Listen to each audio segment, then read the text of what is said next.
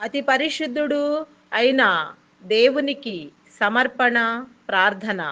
అతి పరిశుద్ధుడవైన తండ్రి, నీవు నరజాతి తల్లిదండ్రులను పరిశుద్ధులనుగా చేసినప్పటికిని వారు పాపములో పడిపోవుట వలన వారిని బట్టి మాకందరికి పాపము ప్రవేశించినది.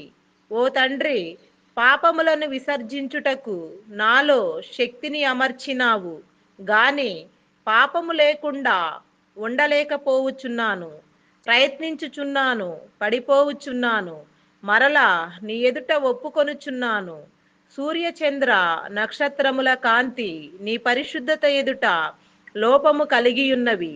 మరియు పరిశుద్ధులైన దేవదూతల పరిశుద్ధత నీ పరిశుద్ధత ఎదుట తక్కువయ్యున్నది. పాపులమైన మేము ఎట్లు నిర్దోషులమై ఉండగలము?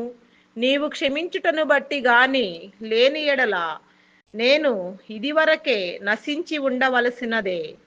నా ప్రభువా, నా తలంపులలోనికి, నా మాటలలోనికి, నా ప్రయత్నములలోనికి, నా క్రియలలోనికి పాపము ప్రవేశించినప్పుడెల్లా విసర్జించుటకు పూనుకొనియున్నాను.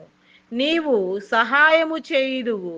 చెడుగు కనబడినప్పుడు, ఓ సాతానా, ఇది నీ పని, నా మీద నీకు ఏ అధికారము లేదు, వెళ్ళిపో అని ఎదిరించుటకు పూనుకొనియున్నాను.